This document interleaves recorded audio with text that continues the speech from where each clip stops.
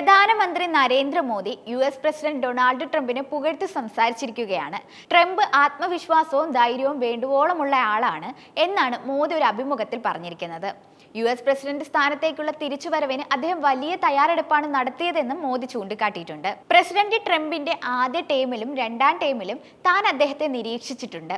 ഇത്തവണ അദ്ദേഹം മുമ്പത്തേക്കാൾ വളരെ തയ്യാറാണെന്ന് തോന്നുന്നു. അദ്ദേഹത്തിന്റെ മനസ്സിൽ വ്യക്തമായ ഒരു റോഡ് മാപ്പ് ഉണ്ട്. അതൊന്നും അദ്ദേഹത്തെ തന്റെ ലക്ഷ്യങ്ങളിലേക്ക് നയിക്കാൻ രൂപകൽപ്പന ചെയ്തിരിക്കുന്നു എന്നുമാണ് മോദി പറഞ്ഞിരിക്കുന്നത്. ട്രംപിന്റെ ദർശനം നടപ്പിലാക്കാൻ അദ്ദേഹത്തിന്റെ ടീമിന് പൂർണ്ണമായും കഴിവുണ്ടെന്നും പ്രധാനമന്ത്രി പറഞ്ഞു. അദ്ദേഹത്തിന്റെ ടീമിലെ അംഗങ്ങളെ കാണാനുള്ള അവസരവും തനിക്ക് ലഭിച്ചു. അദ്ദേഹം ശക്തരും കഴിവുള്ളവരുമായി ഒരു സംഘത്തെ ഒരുമിച്ച് ചേർത്തിട്ടുണ്ട്. Tulsi Gabbard, Vivek Ramaswamy, Elon Musk തുടങ്ങി നിരവധി ആളുകളെ കണ്ടുമുട്ടിയെന്നും ഒരു കുടുംബത്തിന് സമാനമായ അന്തരീക്ഷമാണ് തനിക്ക് അനുഭവപ്പെട്ടത് എന്നും അദ്ദേഹം പറഞ്ഞു.